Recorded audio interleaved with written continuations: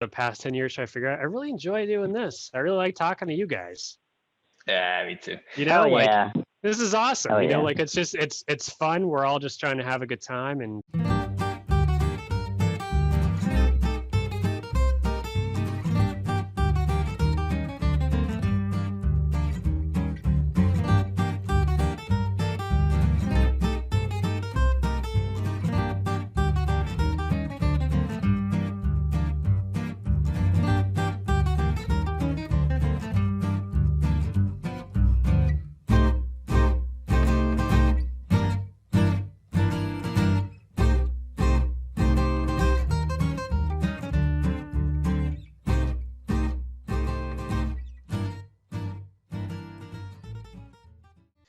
all right.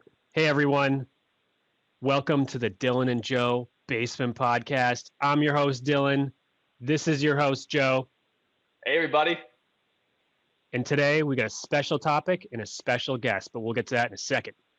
So, Joe, what are we going to talk about today?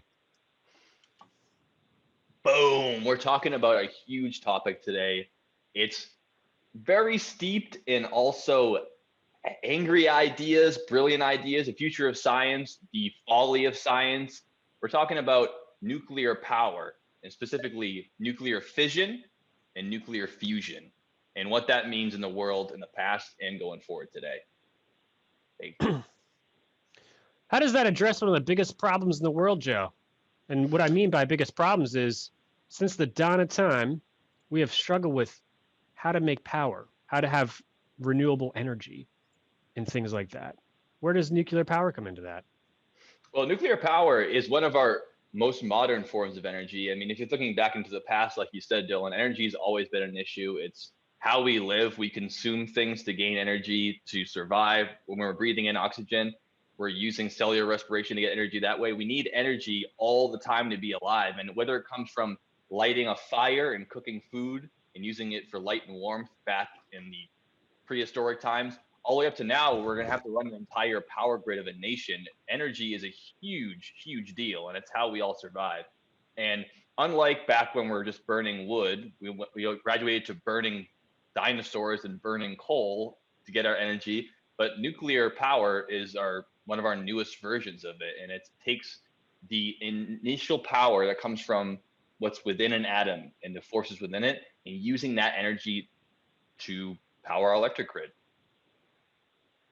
And that's it. And it really kind of just adds the notion of net power gain, where you get something, what you put into it and what you get out of it. Nuclear power is still a lot in, a lot out, but it's a lot less in and a lot more out than coal or wood or gas. Give them the old in out. Yeah. So So we're going to let you folks know a little bit about nuclear fission and fusion so that we at least know what we're talking about here. And then we'll get into the ideas of how it's gone through history and how it might go in the future. But this week in particular, it's a very special week. It's not just your usual week at the basement. We have our first guest that we've ever had on the podcast here. He's a longtime friend of ours. We've known him for many years. He's an engineer, and he knows a lot more about the inner workings of the factories, power plants, what have you, than we do. So we figured we'd bring him on and have him shoot back and forth with us and join the basement with us. We have Andrew Thrain here today. Say hi to the folks, Andrew, would you? How's it going, everybody? My name's Andrew Thrain, as Joe mentioned. Known Joe and Dylan for, probably it's almost got to be 15 years now, since the early days. Went to Purdue for mechanical engineering. That's my background. Work in automation and manufacturing facilities now. A little bit of education on power plants in school, and then a lot of, just experience in factory inner workings and things like that. So really, really excited to be with you guys tonight. We're excited to have you, man. I really appreciate having you on, and we couldn't ask for a better first guest than you. So we're glad that you agreed to sign up and prattle on with us on the site today. Man, that's awesome. Didn't realize I was the first guest on here. That's really exciting. Who better can we ask for? You're number one. Hell yeah, there we go. Number one. Yeah. Let's go, baby. What's the bullet? Besides the mice and the critters that run around our basements, Andrew is absolutely our first human guest. I want to point that out. Well, first of all, I have something good to say about anything, I'm sure. So maybe it's a good time to let Andrew tell us what is nuclear fission and what is nuclear fusion. What do you think? Absolutely not. Perfect, because that's definitely something I know a lot about.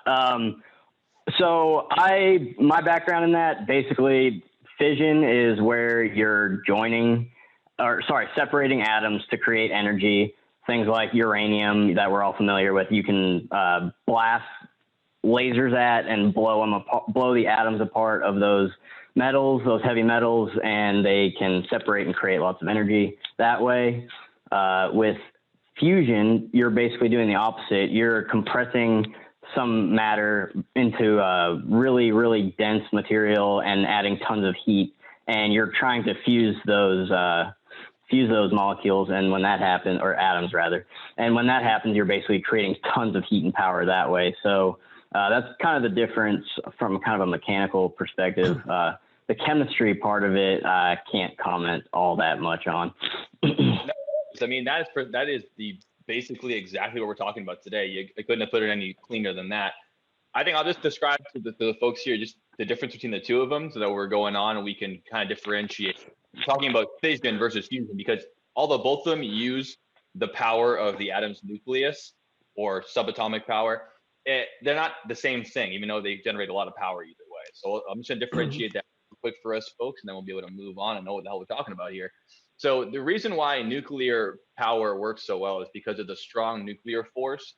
So that force that keeps protons and neutrons so closely packed in together is what we want to tap into, because what we know about energy is that it can't be created or destroyed, but it's obviously always distributing through a system. If you can create enough force to split apart that atom, the energy release is immense. So that's what we're talking about today. That has to do with nuclear fission. So fission is taking a heavy element, like Andrew said, which means it's not heavy in the sense we talk about it, like it's a barbell. It's heavy because we say it has so many protons and neutrons that it's a very heavy element compared to one that's very tiny. Obviously, they're all insanely tiny. If you shoot a neutron at an unstable element, it'll tend to break apart. That's exactly how nuclear fission is accomplished. If you shoot a neutron at uranium-235, it becomes uranium-236, meaning it has one extra neutron, one more than it needs. It immediately becomes unstable. On our monoliths episode, we talked about the fact that elements can be unstable, which doesn't just mean that they're hard to hold in your hand. It means that it's hard to keep them existing in the universe we know it. So when it becomes unstable, it splits into two other elements. That's not the only thing that happens. Because of that split is being forced upon it, trying to even itself out, a massive amount of energy comes out of it, as well as 3 neutrons that are shot off into the distance. So nuclear fission, not only is there a massive amount of energy that's released when that happens, there's also 3 spare neutrons that go flying off. And the amount of power we're getting from nuclear fission isn't just that singular atomic interaction. We want a lot of that to generate a lot of energy. And that's where you get a nuclear chain reaction, which is what we think about when we think about nuclear fission is chain reactions. So when that neutron adds to the original uranium atom and it splits into 2, it sends 3 more neutrons flying. And every time that happens, 3 more go flying, 3 more go flying. It's a domino effect. So it's a chain reaction of multiple atoms splitting apart and creating all this massive energy. And if you can harness that energy without it going out of control, then you can do amazing things. That ranges from powering a city to leveling a city, depending on how you want to use that. But it's generally the same concept going forward there.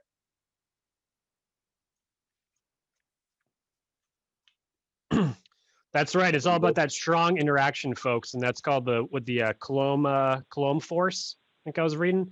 So again, to just to help understand, because I learned this 5 minutes ago, is fission is fighting the Coulomb force that's trying to hold atoms or atomic nuclei together, And fusion is trying to smash those into each other and break down that outer fence. Dylan just said it perfect, because it's the fighting against those forces that's able to generate that much energy. Because if you're able to break that bond, you're able to release all this immense energy.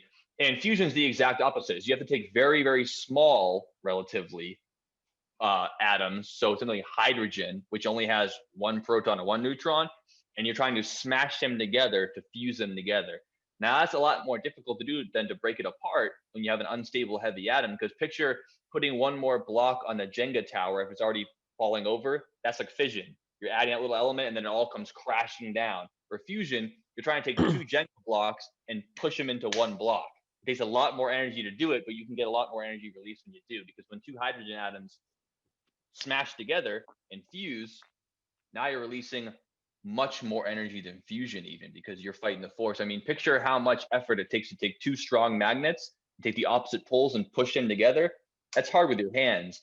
It's trillions of times harder to do that with atoms, because they naturally want to repel off each other, much like a magnet. But if you can make it super, super hot, as hot as the center of the sun, and form a plasma, it's a lot easier to get them to fuse together. And when you do, it just creates a massive amount of energy. So either way, they're both insane forms of finding energy that happen within the world that we're always interacting with. One of them is breaking them apart. One of them is fusing them together. Fusion releases much more energy. And that's why our sun works. It's the exact same thing that happens in our sun. Our sun is having a nuclear fusion reaction every single day of our lives on the most massive scale we can understand. So not only is it mashing together those hydrogen atoms and forming helium and a ton of energy, it's mashing together so many elements in the core of it that it's starting to add together all kinds of atoms. Then you get an atom that has 30 protons and 30 neutrons as it smashes together, and you start to form super heavy elements that we have on Earth. Things like iron, gold, and even uranium are only forged in the center of stars until we have now. All the iron we have on Earth had to be smashed together at the amount of times that hydrogen would take to become the heavy element iron, and only after that many years can we get it. So that's fission. And you're mentioning all the points kind of centralized into two things. One of them requires heavy elements, one of them requires light ones. So fusion is like the hydrogen bomb. Think of the biggest explosion in the world, which was the Tsar Bomba in the 50s or 60s, something like that, by the Russians. That's going to come up again. It is, I know, and we'll get there. All right, so but anyways, that's a hydrogen's lighter than, say, uranium, which is heavier. So fission is a heavier element. Fusion is a lighter element, like you said, like hydrogen. One thing I'm really glad that Dylan pointed out, that one is really geared towards heavy metals and the other one's more like light gases. That comes hugely into play and behind the motivations of why, when we get into the different ways of generating power, the research behind it, because there's a huge motivation to move towards these readily available materials like hydrogen and away from the radioactive materials like uranium and things like that. So glad you brought that up early on in the show, Dylan. No problem. Joe hinted at that, but that's definitely important. Holy crap, I didn't think of that as far as resources go, because you forget, like, where do you get uranium? But where do you get uranium? Where do you get hydrogen? I mean, hydrogen, 2 parts of that, 1 part oxygen. There's a whole lot of that around the world. Well, and these need helium as well. And where do you get the fuck do you get helium? When we have this done, the clowns will be happy. So the balloon industry will be booming. Yes, invest now. Big helium. Fusion requires a lot of control with rods and that type of stuff to make sure it doesn't get out of control, and we'll talk about that later. But fusion, if a company in, say, France or maybe China can do it, it's almost self-sustainable and lower risk than fission, which is pretty cool. And the sun, the big deal with the sun and being a giant fusion reactor in really any star is that there's a fucking ton of pressure. Pressure can replace heat, but that also generates heat. So the more pressure you have, the more you can change that equation. And Andrew probably knows more about that than I do. But that's what I've learned. That's absolutely right. That's why that fusion is accomplished in the sun. It's not just because of the heat of the sun. I mean, the heat of the sun only has to do with the amount of pressure that's in there. To start a star, you have to have so much mass and pressure that it heats up to the point where you can start having a fusion reaction. I mean, it's almost like the pilot light of a star is the pressure that it takes to make a fusion reaction, which is why, as Dylan noted, it's so difficult to recreate on Earth because we don't have the mass of the sun to crush down to start our own reaction. We have to start it on our own, which means creating that much heat without anywhere near that much pressure because we just can't accomplish that on Earth.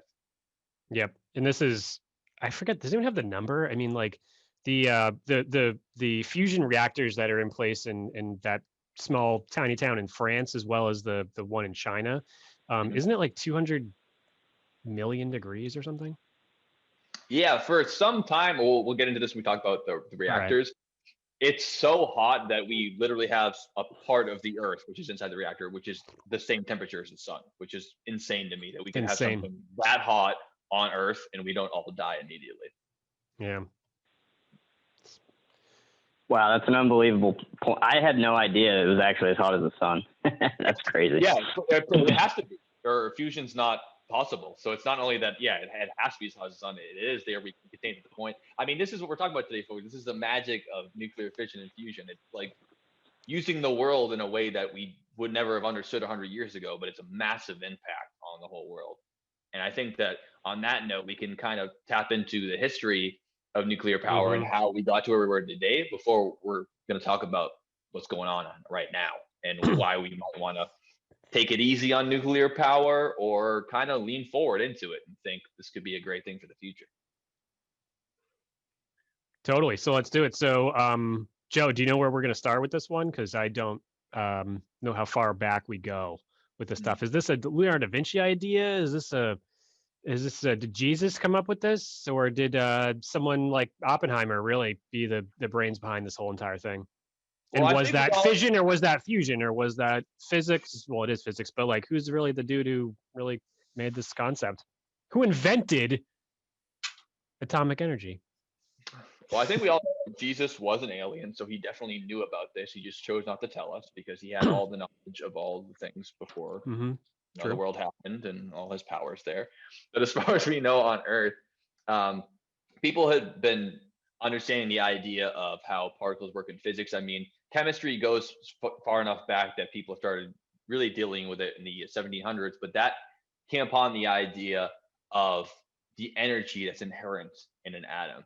And Andrew, you might know a little bit more about this than I do because I took very little physics, but the very idea that you can transfer the different types of energy in a math equation. So I never understood this until I first learned it, is that you can transfer over different types of energy, whether it's kinetic energy, thermal energy, or electromagnetic energy. You can say, well, this many BTUs can be converted completely over into this many kilowatts and completely over into this many, whatever else. The idea is that you had to work this all out mathematically as a concept before it could ever be put into practice. Yeah, so that really gets into like the basic fundamentals of thermodynamics. So pretty much that's true what you said. In a perfect world, you can transfer energy from one state to another. But in practice, what's really interesting, you get byproducts of those reactions, and you end up with something called entropy, which is basically where you're losing energy when you have these transfers of state. And that's entropy is a really interesting topic just in itself, because basically kind of the general idea is when, let's say the Big Bang goes off and there's some amount of energy in the system at that point, the amount of energy in the system is continually decreasing due to entropy from the beginning of time all the way to the end of time. So like billions, trillions of years from now, eventually there'll be no energy. Theoretically, there'll be no energy left in the system. So pretty cool topic there. Yeah, that's referred to as the heat death of the universe, which we might want to do a podcast on in the future to scare the shit out of everybody. Which is, at some point, like Andrew said, entropy will rule the system and there will be no energy to go around, and everything will be so separate from each other that there will be just ice cold all over, baby. Yeah, on December 21st, 2020. Coming up. Get the It's all podcast. happening in 5 days, people. It's all the big great awakening. Entropy is here. Just kidding. All right. So you set that one up. I had to do it. It was just too funny. We've been talking about monoliths that are made by humans, and Andrew, I don't know if you saw the monoliths in Utah and that stuff. It's a rivet job by some dude who had some extra stainless steel. So Oh no, I did. Oh, wait, that's the towers that appeared in the desert. Yeah. I did see a little bit about that, but I didn't get to see the quality of the craftsmanship of these things, unfortunately. Not so good. The news will tell you that this came from another planet, and then you zoom in on it, and there's the first one had I give them credit. They were stainless rivets, which means they spent like $1 more on the package. But the second one that showed up in Romania was like tack welded, really like I would. Actually, I give myself more credit than that. But when you're welding a seam like that, you can burn through really bad. But the whole point is, the same people who are going about that are going about December 21st in 5 days, and that's why I brought that up. Because you said entropy and the death of the universe, and some people think that's going to happen soon. A not so famous physicist who should be a lot more famous is a woman who's an Austrian-Swedish physicist named Lisa Meitner, and she is the first one to ever work out provably in an equation that the possibility of nuclear fission definitely works. Now, at this time, no one has done this in a lab, and people might have thought the idea in their heads, but it wasn't provable. She proved it to such a degree that she was able to convince a team of nuclear physicists, which were the earliest nuclear physicists, some of them that we know of because it's such an early science. And that's a guy who is named Otto Hahn, who's a German physicist. Now, she is making her writings and talking to his assistant, who was able to convince Otto Hahn to make his team work on this idea. And he's able to perform the first ever nuclear fission test in his laboratory that proves that it is possible to work. And we are off to the races. That's 1930. Now the world knows nuclear fission is possible, and there's an immense amount of power that can be released in an atom.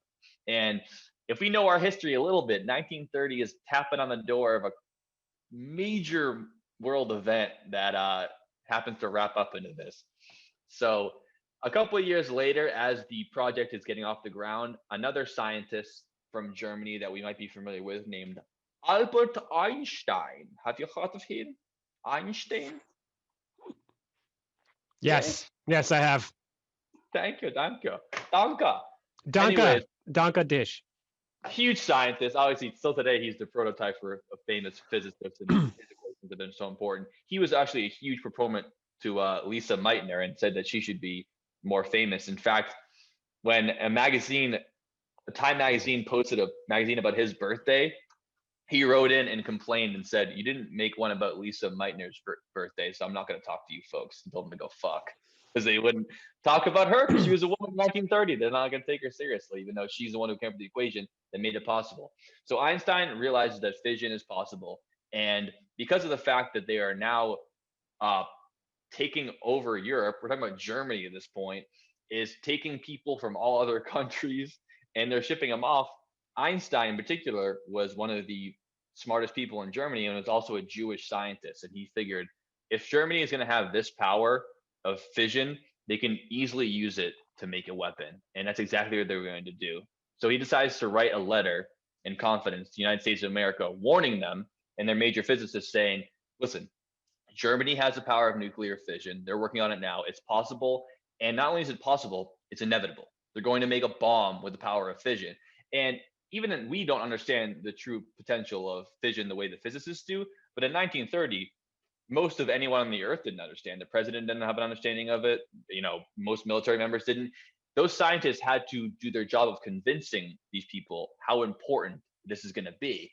And luckily, people like Einstein had a loud enough voice at the time to do it. So the United States ends up bringing a bunch of scientists that are fleeing Europe during World War II, people from Germany, Austria, Belgium, from all over. And they ship out these scientists to start a secret nuclear project to build the world's first bomb that uses the power of nuclear fission, called a thermonuclear bomb.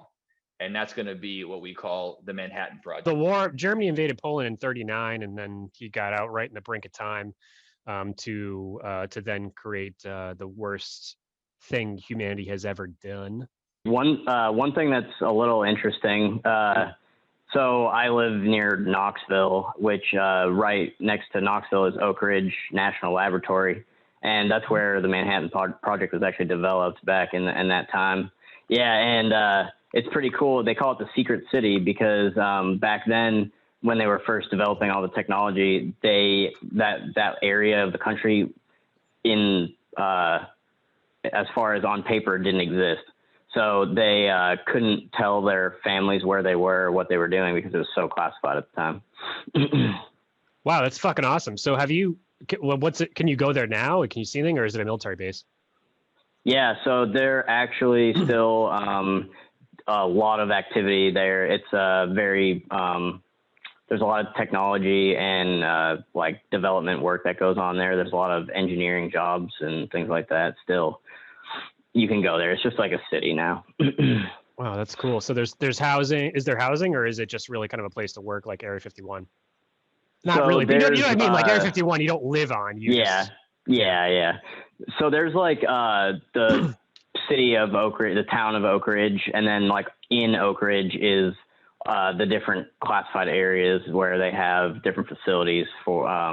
There's also, and I wish I could tell you more about this, but I don't know a lot about the history. But there's a plant, a nuclear plant in this area as well. That's still active? Don't know. Okay, cool. That'd be a fun one because I've seen, so like Russia is a good example of people of places that had all like expanding technology to compete with the U.S. and you can now go to and just throw fucking rocks at, you know.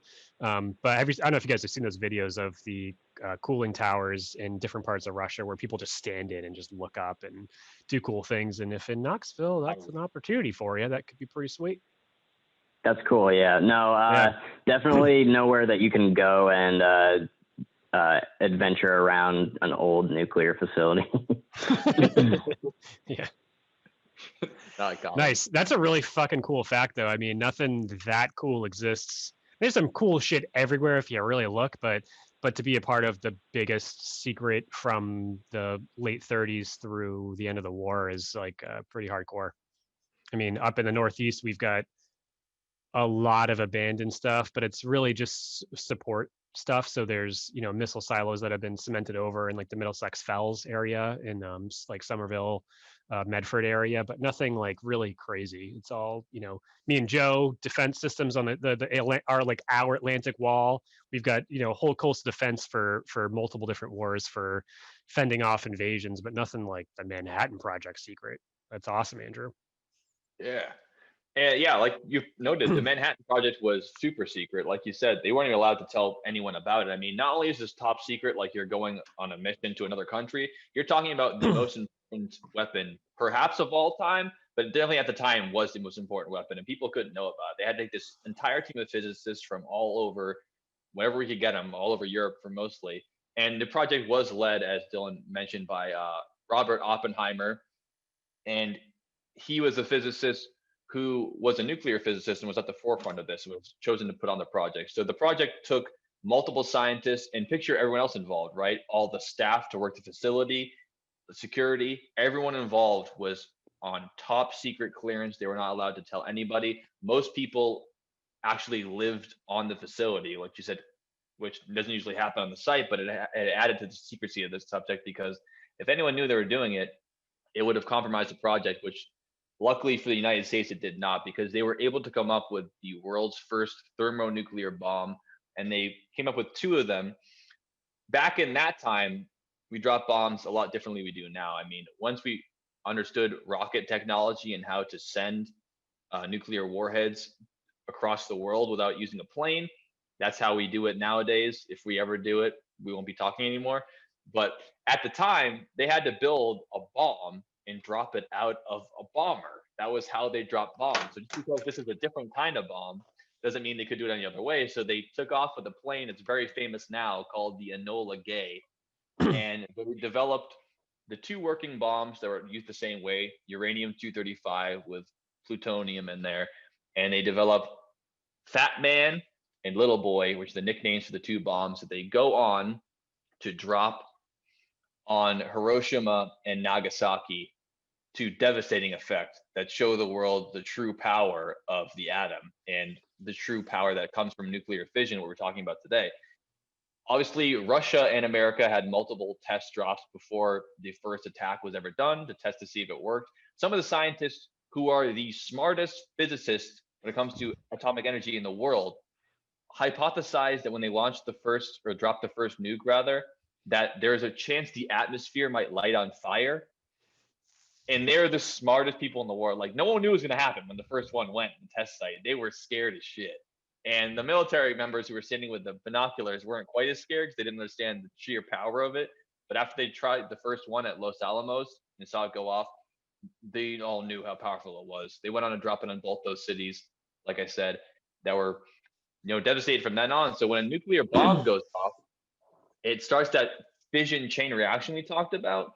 And not only is the energy that's released immense, which is the initial blast, the shock wave, and then that mushroom cloud we all picture as a nuclear bomb, is because of all the heat energy and the blast rising up, the cool air from the upper atmosphere rushes down to meet that heat. And that makes that nice mushroom shape that we picture when we're seeing that nuclear bomb cloud, because most bombs, their energy and blast doesn't get high enough in the atmosphere to have that upper atmosphere cold air wrap down.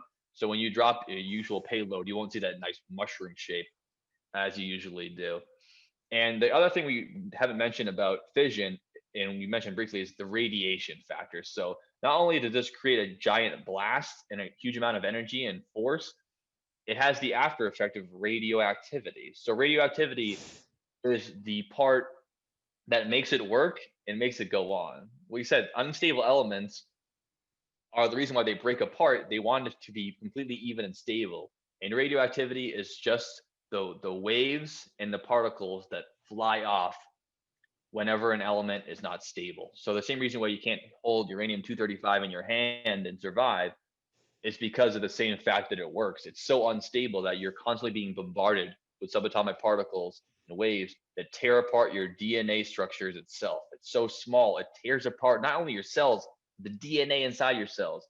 And within a very short period of time, you can die. Some people, after the blast, they die within a week because of the radiation.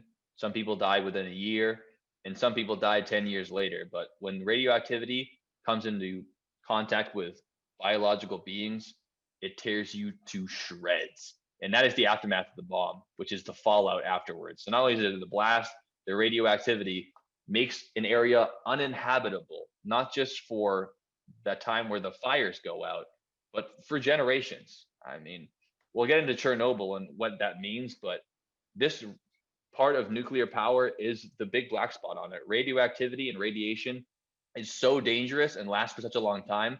It's kind of arguable that if we should even be messing with this kind of thing. Like Dylan said, is maybe the most awful thing that humans ever made is the atomic bomb.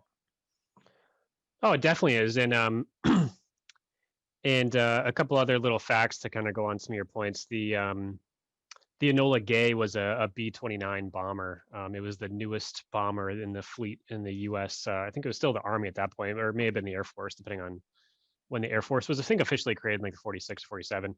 But it was a B-29 heavy bomber. It was huge. It was the first pressurized bomber. Super fucking cool. And it was stationed, or I believe that the Enola Gay for a bit was stationed just outside of Roswell, New Mexico, which is where the famous 1947 UFO crash happened. And that was just near where the Enola Gay was 2 years prior when it dropped. Which one did it drop? Was that Fat Man or Little Boy? On because you have Hiroshima and Nagasaki. I don't remember which one the Enola Gay dropped, but I think you had Fifi and Enola Gay. No, Fifi didn't drop one, but interesting stuff. That's all. Yeah, so just to wrap up the history before we get into the power, where we get into it more with Andrew, is that since then, the space race happened, the atomic age. Basically, the world understood the power that nuclear fission had, and people began to develop bigger and bigger bombs to the point where we came up with the idea of the hydrogen bomb, which is where our two concepts come together, because that's a bomb that uses both nuclear fission and nuclear fusion. I mean, it actually uses the process of nuclear fission to create the proper environment for fusion, what we talked about. When those atomic bombs go off, all the fission bombs we talked about, that is very similar to what we're talking about in the center of the sun. I mean, the hottest places that have ever existed on the planet Earth have been in testing facilities, in nuclear reactors, and when the bombs go off. I mean, you're pretty close, and sometimes hotter than the sun. I mean, the Hiroshima bomb and the Nagasaki bomb went off. For a brief moment, there was a spot on Earth that was hotter than the sun, which means that, I mean, it wasn't as massive, but there was a point that's hotter than the sun. It's insane to me. So they come up with the idea of the hydrogen bomb, which is using a secondary fusion charge within the same bomb to devastating effect. If you need to realize the difference between fusion and fission, but how much power you can generate, it's the idea that fusion is massively different. The largest bomb ever detonated on the planet was the Tsar Bomba, which is the height of the Russian nuclear program. Again, it was a test bomb because the only two bombs that had ever been dropped in malice have been by the United States on Japan in a wartime. This bomb was lit up in, northern Russia, Siberia, which they treat as like a giant testing site the size of America. And they light this thing off. It's a hydrogen bomb in 1961. Now, Tsar Bomba, which means Tsar bomb, or the king of bombs, it was 50 megatons when it went off. So 50 megatons of TNT is how they decide how large a blast is. The mushroom cloud rose to 200,000 feet off the ground. Oh yeah, commercial airline is 35,000 feet. Yeah. So the Tsar Bomba's cloud went 200,000 feet into the atmosphere. And so that's, multiple times the highest plane has ever flown. And that's how high it went up in there, in 30 megatons. Just for comparison, when we're talking about the bombs dropped on Japan, the Fat Man was 15 kilotons. So 1 megaton being 100 times larger. So 50 megatons versus 15 kilotons. And this mushroom cloud rose to 20,000 feet. It's a little example of how much more powerful the hydrogen bomb can be than just the fission alone. And obviously both devastating, but luckily since then, we have yet to drop or activate a bomb that's that large, even though we still have had them all in development. And I think that upwards of 10 to 12 nations in the world do have nuclear weapons and have tested them, including the United States, Russia, France, the UK, India, and Pakistan have all detonated nuclear weapons. And North Korea is on the verge of being able to use their own program here. So and North Korea has done underground nuclear testing. So they do underground, they do ground level, then they do atmospheric nuclear testing, where like the Tsar Bomba was actually detonated over, it was, northern Siberia, and the big island shaped like a dick above it called Severny Island. And it was, and that, again, that happened in the 60s, and it was dropped out of a Tupelo of Tu-95 Bear, is what they call it. And the best fact about that is if you Google Severny Island on Google Maps, click photos, and then maybe the 5th or 6th photo down is a picture of me. It's a picture of a kayak. I literally uploaded a picture to see what happened in 2018 on that island. I was like, oh, I'm researching the biggest, I'm just going down wormholes. And I was like, oh, it says I can add a photo to where the biggest bomb ever was ever blown up. And I did. And Joe, when you edit this, bring it up right here. You'll see it. It's a picture of Salem, Massachusetts on an island that I kayaked to off the coast. And it says it's uploaded by Dylan Reed with the lobster logo next to it from my landscaping company in high school. It's fucking hilarious. And it makes me so happy that I just double checked, because every now and then Google sends me an email. It says, oh, you've reached 200,000 views on your photo. I've got no money. No one's paying me money, but I have a fucking so many views because it's an island and no one's questioned it yet. Because it's an island. So is Severny Island. It doesn't look that much different. Besides, there's actually a power plant in the distance. But that's what happened. So to add to a couple of values to what you're saying, there's been thousands of nuclear tests since this was invented, and it's fucking terrifying. And the reason it happens is because everybody. We're getting a little off track, but is the what do they call it, Andrew? You might know, where basically we have all this. We can basically kill everyone on Earth, and so can the other countries. So if we shoot them, they'll shoot us, and we'll all die. What's that? It's a mutually assured. Oh, okay. Nice. That's not where I was going with that at all. I was going with game theory, but game theory is interesting point too. But you're talking about mutually assured destruction, or MAD. Okay. MAD. That's exactly it. Yep. So Russia's got they've everybody, especially Iran, Russia, we've all taken down our nuclear arsenals of the payload that we have. But that is the problem. And that's why this race was That's on. our on the books payload, by the way, which is it's always cute where America goes, all right, we're the only ones who use it. We're gonna have to stop doing it, and everyone stopped. Everyone dismantle nukes. We'll dismantle all of ours except for about 10,000 that we still have active right now. But that's not that many. We used to have 30,000, so we're working. We're styling it back. Which I don't know the exact numbers, but for the amount of power that our modern nuclear warheads can generate, you don't need much more than 500 to end all humanity as we know it. So 10,000 is more than enough. If anyone has. Not sure if you folks have seen Hills Have Eyes, but it ain't looking so good.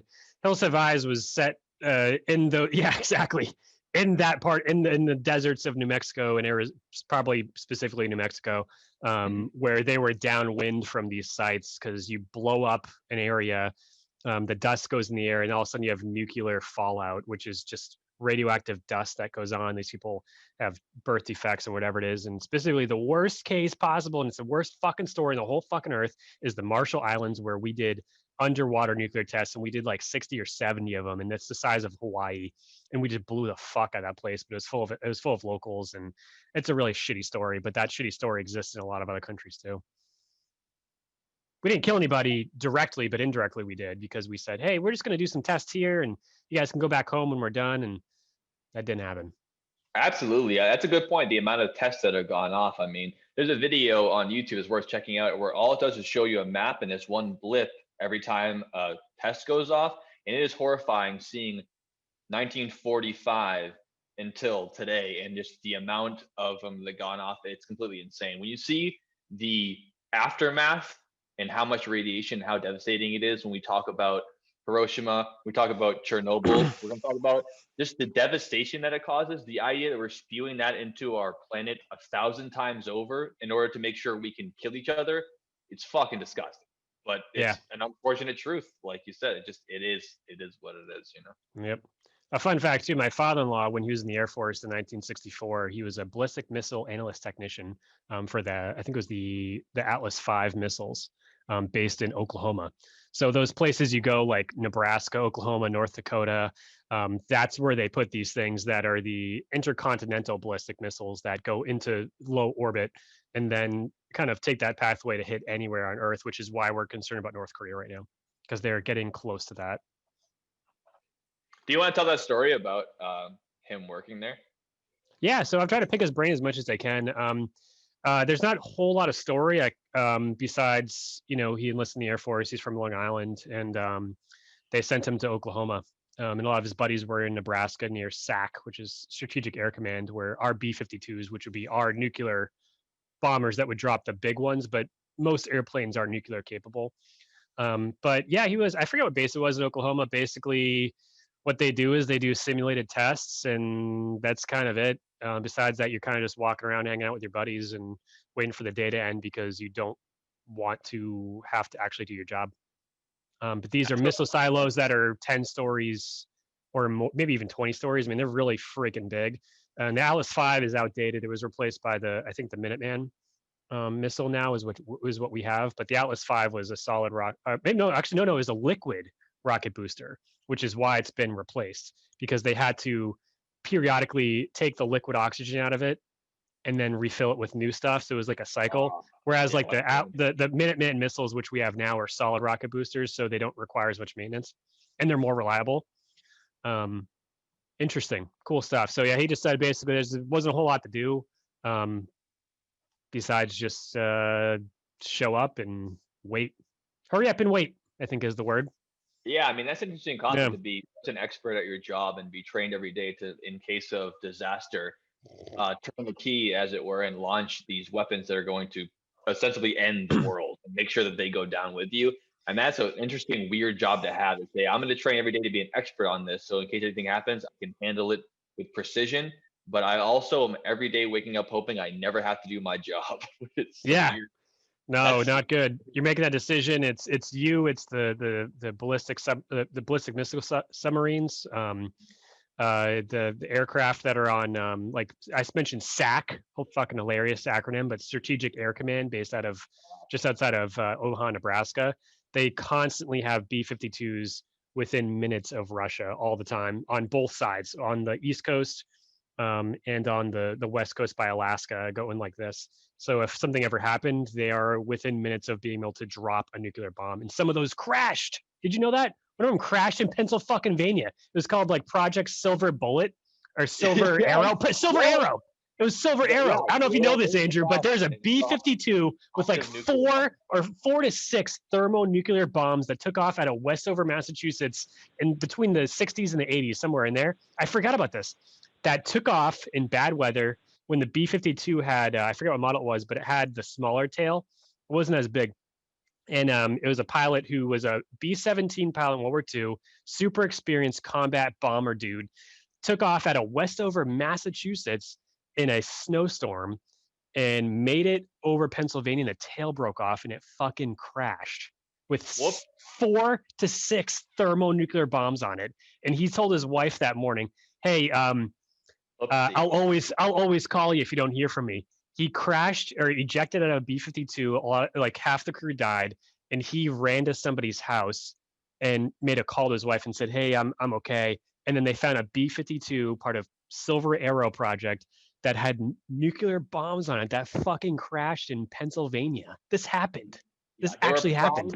Dude, that's insane. I had no idea about that. I'm actually kind of shocked that we actually were able to find out about that, honestly. The scariest part is you mentioned uranium-235. It's different. Uranium-235, I think, is different than the uranium that they put in warheads. There's 2 different types. So there's 235, and then you mentioned 236, which has an extra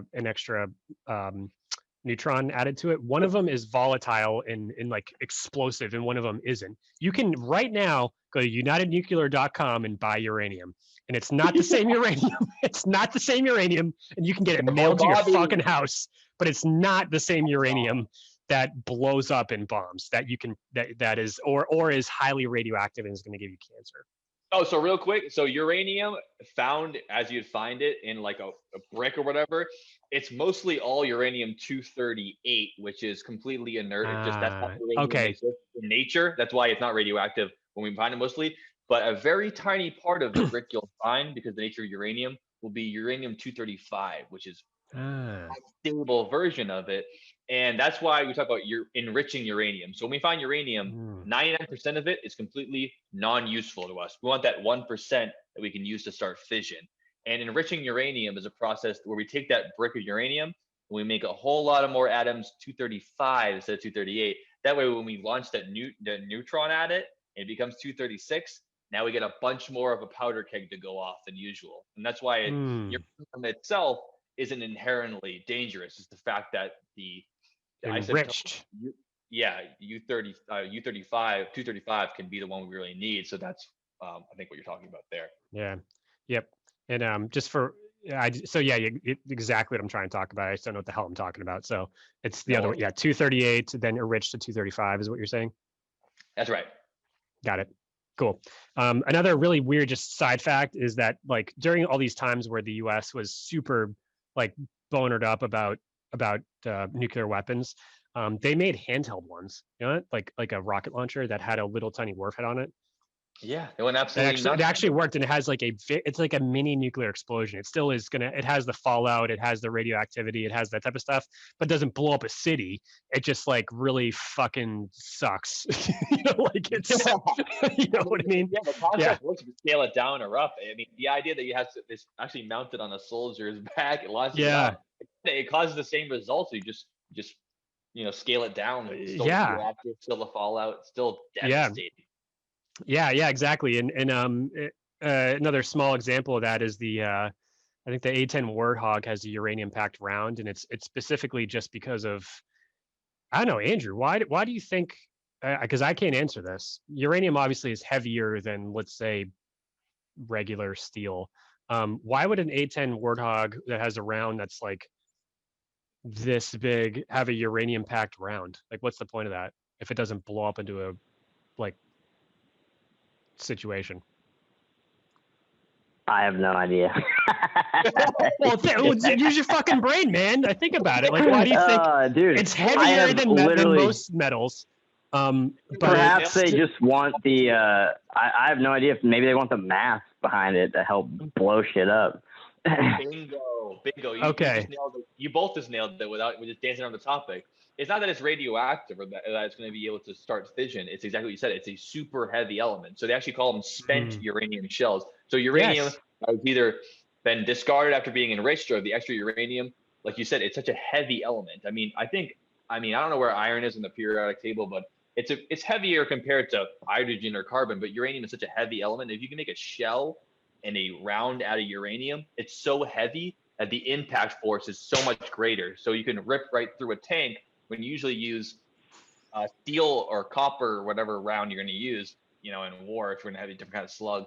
A uranium round is so heavy that when it's flying through the air, you create that much more force going into it that can tear it apart. Just to clarify, just to add a conclusion to that, volume to weight for uranium is like 10 times more than steel. Like, so you can have the same size of uranium to steel. You know what I mean? Like, this weighs 10 times more than it does as uranium than does a steel. Look up look at the atomic weight. Look up the atomic weight. We know 235 is uranium. So whatever gold, lead, it's probably like 4 times more, I would think, if I remember, in the 70s, what is lead 76 or something like that? It says 238 U. Yeah. Okay. So what's lead? Let's see. I should already have the periodic table open for this episode. I don't even know why I'm in there. Lead is 207. Oh, okay. I was wrong with the 2-3 times more part, but yeah. So it's 50% more, whatever, a little less than. Well, it's a little more than lead, I guess. but that difference, even though it's a little bit more, is a massive difference as you scale it up. Because for sure. There's a couple neutrons and protons bigger than that. When you pack that, that's why a brick of gold weighs so much compared to a usual brick of iron or copper or something like that. The atomic weight, which doesn't matter when we're talking about individual atoms, is barely manageable. But when you make an actual substance all made out of it, like uranium, a baseball of uranium would feel like a weight you use at the gym because of how dense it is and how much of atomic weight it has there. Got it. So I just want to know if Andrew could describe to us really fast the energy that it takes. The realization we talked about in past episodes was that about asteroids is that it doesn't take very much weight, or I should say mass. When you add force to it, it becomes so much more destructive. So the actual velocity of a small piece of mass can be completely destructive just based on the speed of it. Could you describe to us a little bit the relationship between mass and velocity and what that means as far as energy is concerned?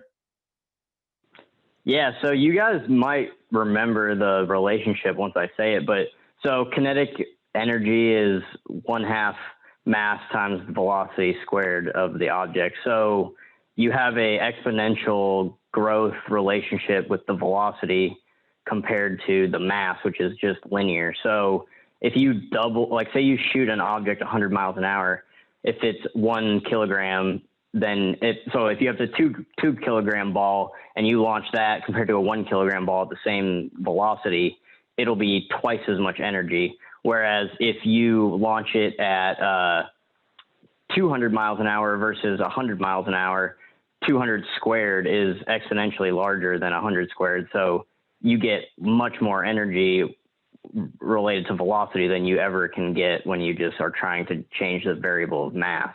If you don't have, a lot, say if you're in a situation where you don't have an option to have a lot of mass, you can change velocity kind of relatively a little bit and gain a lot more energy that way.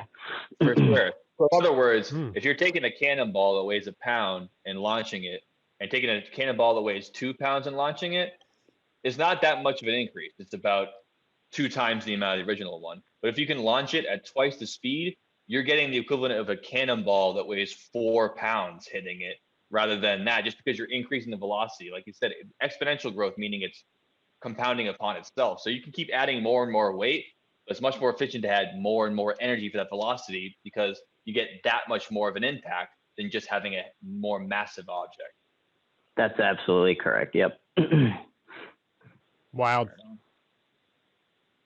Totally wild. So let's give it to Andrew Thrain to talk about nuclear power plants and how those puppies produce electrical energy. Get us started. A to Z, man.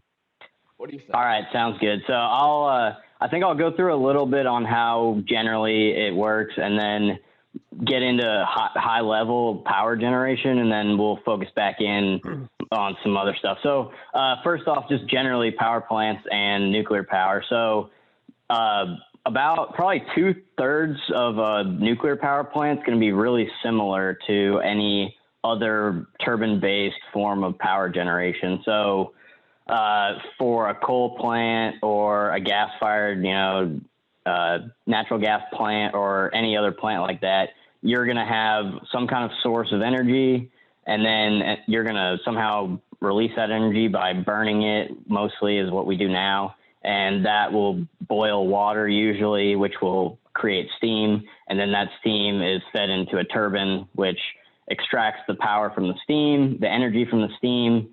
That steam loses a bunch of heat and pressure throughout that process, and that's how you generate the power.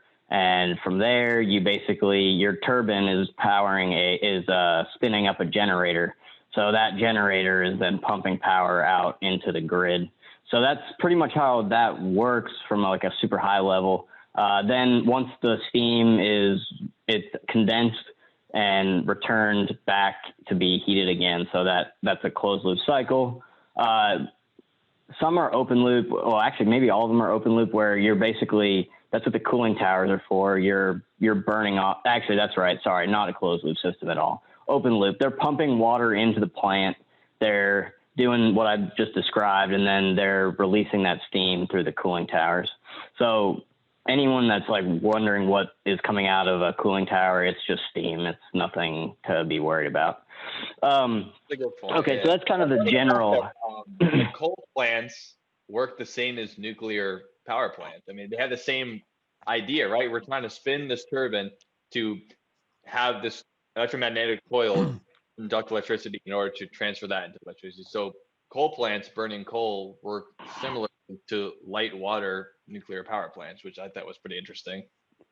That's right. It's crazy. It's the same concept. It's so much shittier because it's so much less efficient. I think I was looking at a statistic real quick that was like a piece of coal is it's like fusion. Oh, sorry. Oh, let's go to fission. Talking about the old in out, which Dylan brought up earlier, which is a good. Yeah. Energy in, energy out. 1 kilogram of uranium, energy wise, equals 12,000 liters of oil or 19,000 kilograms of coal. So you can see that's 1 kilogram. That's what, Andrew? How many pounds is that? 3?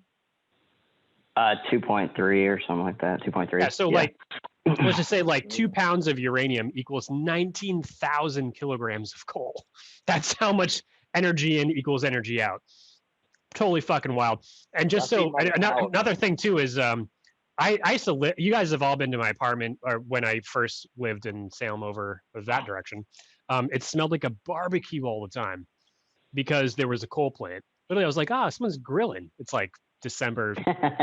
Oh, they're grilling. They're grilling really hard. They're hardcore. Into that thing. Yeah, there's a cargo ship of coal coming in and grilling up all that charcoal. That's what was happening, but it actually smelled like someone was grilling. It was crazy. So anyways, back to you, Andrew. I just want to throw that in there. All right, sounds good. So I said in the beginning, we'll talk about how a plant generally works. Then we'll get into some kind of high level stuff. So where that gets into, so I think to add some context to this discussion about power generation, it's important to realize all these different technologies that we use to create power, they're all vying for resources for research and development. So if you're like wondering why maybe, for example, certain technologies aren't further along, well, a lot of it has to do with maybe funding and why, like, for example, when we start to talk about fission versus fusion, fusion versus fission, we could speed that timeline up drastically, but it's so expensive. So that's why, wind energy, solar energy, whatever means that we're able to generate energy the cheapest and most affordably is ultimately going to win the race. When you consider other factors such as pollution and environmental impact, cost, those types of things. So when we talk about how the future of nuclear energy looks, it depends a lot on the vision, like the vision that the country sets forth for it. If there's not a lot of publicity around it, and if there's no one there to push that cause for nuclear power, then we're going to have a really hard time developing the technology and getting a second wave of nuclear technology to come through. Because I don't know if we know this, but there's not been much activity building nuclear power plants in the last 40 years. So a lot of that, knowledge was lost. It's been too many generations since we had people that were used to building nuclear power plants. So we're having to rebuild a lot of that infrastructure if we want to pursue a nuclear future. I thought you brought up a good point, which is it's the amount of resources, because it's not as much as, nowadays more than ever, people are environmentally focused on how energy production is going to be affecting the planet in the future. But now, as much as ever, the main factor that decides what kind of energy we're going to use, like you said, is the amount of research and funding that goes into it. And the more easily you can put the process forth is what's going to happen. Even if it's more efficient to use different types of energy, if they can't be produced efficiently and can't be built, they're as good as nothing. So that's why it's easier to build another coal plant than it is a nuclear power plant, even though we had the technology for a while. It's because of the fact that you got to get dollars, you got to go get people involved in it. And coal power and other power plants like that are tried and true, and they're easy to run. And obviously they destroy the earth, and they're wildly inefficient. Like Dylan said, it's just a kilogram is worth that much coal. It's insane to say you wouldn't use the other one, but it's where the dollars are at. It's proven. Yep, and that's so the perception of nuclear power is going to kind of have to continue to improve if we want to continue to pursue it. So that's one huge advantage of fusion versus fission, because in a fusion reaction, if something goes wrong, the reaction will just collapse because you're having to induce heat and pressure, versus the other way around where you can have runaway reactions with a fission reaction. So that's one other huge benefit I don't think we've touched on yet about the difference between the two technologies. So, so real quick, just to add to both points, what you just said and what Joe just said, I didn't raise my hand enough. Is a classic example of this, just for people who need a better wide view, is the electric car was invented in like the late 1800s or early 1900s, like that. And it was pretty much shut down because gas was cheaper. Tesla, that whole concept is 100 years old. It just was too expensive in 1900 to continue on. It's the same thing for nuclear energy. Fission, so say that like Fukushima, for example, what I was learning about is that with Fukushima, they were prepared for an earthquake, but they weren't prepared for a tsunami. So to shut down those reactors with the what are they called? The thing to do this? Control rods. Control rods, to do that. That was all good. Those like boron controlled to control the reactions that are happening. Then I figured out, but to add more water into those control rods, which I think were lead, is where the real problem was. With fusion, I believe from what I was reading with the fusion reactors that we have, there's two of them. One of them is in France, one of them is in China, that we have. You can actually just hit a button and shut the whole thing off. And then it's off. Like, it's no matter what, it's off. If there's a flood, an earthquake, or whatever it is, it's just off. With fission, it ain't fucking off. There's like way more steps in place that you have to take to make sure that happens, which is why there has been 3 major disasters, because it's a chain reaction of problems, not just one problem. Whereas fusion, you can just turn it off. So I think that's why I wanted to add that to what you were saying, is that that's in simple people's idiot terms, makes sense. That is a perfect transition, Dylan, because of what you just said right now is why nuclear fission is such a dangerous operation, and why in the past, it's been a big issue. And it's also what Andrew said, why in the past 40 years, there's barely been any nuclear power plants built in the entire world, even though it's such an efficient form of energy production, because of the disasters that happen when it goes wrong. They're so bright in people's memory that it's hard to forget. I mean, the amount of people who die every year from the pollution of coal, never mind people who are mining it, making it, the climate change is happening from the production of coal. It's a massive scale problem. But people don't remember massive problems that last hundreds of years. They remember tragic events. And a couple of events in history that have happened that have shown people the true potential that nuclear power can go wrong. One of them Dylan just brought up, which is the most recent one, which is the Fukushima power plant. And the reason why all that stuff happens, what we just talked about, is exactly what Andrew said. In nuclear fission, you're basically starting a chain reaction, like you're lighting a fuse on a stick of dynamite, and now your job is to try to control that dynamite exploding just the right way to take the power and transfer as much power as you can. Like Dylan would say, get the horsepower from the engine to the wheels. How much of that can we get actually into the power grid versus not? So it's basically a controlled explosion versus fusion, where, like you said, you're having to maintain this reaction constantly and you can shut it off at any time. The reason why control rods are brought in is to try to slow that. It's almost like, you're throttling the engine. You're trying to control the reaction. And a nuclear plant, like we were saying, that same reaction we talked about earlier goes on over and over again with neutrons firing and the chain reaction goes. And it's in this core that's filled up with water to try to buffer it from the outside world. And they have this rack of control rods that are often tipped with graphite, which is sort of a carbon that's basically like lead. And they're put in with boron or otherwise elements that are really good at soaking up neutrons. Basically, as the reaction is going on, these neutrons are firing over and over again, exploding all these atoms and going off. If they drop these control rods in, they soak up a lot of these neutrons that are going off like crazy. So if there's less fuses being lit, there's less bombs going off at an atomic level. And that's why you need these control rods always to be dipping in and out of the core to try to keep it stable all the time, like controlling an explosion, which is much more dangerous than running your usual type of engine where you're actually, what am I talking about? Every engine is a controlled explosion, internal combustion wise, or Big time.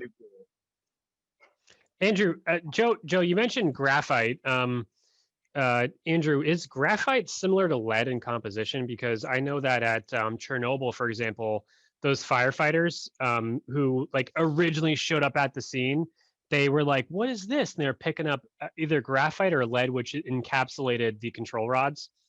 Right, Joe? I believe that was lead. Yeah, that was part was of that lead or graphite? Okay, I'm wondering because I'm like, Yeah. I remember. Yeah, I mean, graphite, I believe, is just like carbon. So, carbon is not as much. They're definitely different in properties for sure. Lead, Okay, I didn't know if they were like close enough because so we're thinking so at Chernobyl or really anywhere, either in Hampton, fucking New Hampshire. Well, let's talk about Chernobyl right now, so you can go into the point you're going to say. Go ahead. The elephant foot? Chernobyl? What about Chernobyl?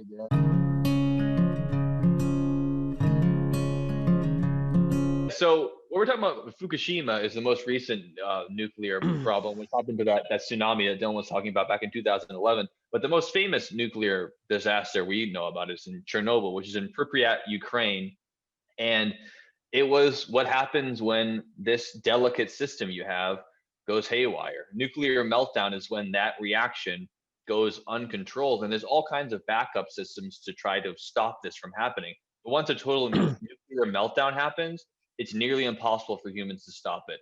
And we see the aftermath in events like what happened in Chernobyl. And it's even more impossible when the government tries to hide the whole thing for a while. Then scientists in countries that are surrounding that country realize that the error, the parts per million molecules of whatever the byproduct is of a nuclear meltdown are showing up, but they're still denying the whole thing. And a certain Jared Harris is on the scene immediately as a person who he's a famous actor in the show Chernobyl. anyways, yeah, major meltdown, and probably the most famous one of all time because it was really the most true meltdown where you can go to today and the whole area is encapsulated. The whole town of Chernobyl and their surrounding towns are abandoned. Schools, this stuff, everyone got up and left because they saw snow when it happened and that snow killed them all, or eventually probably killed them all.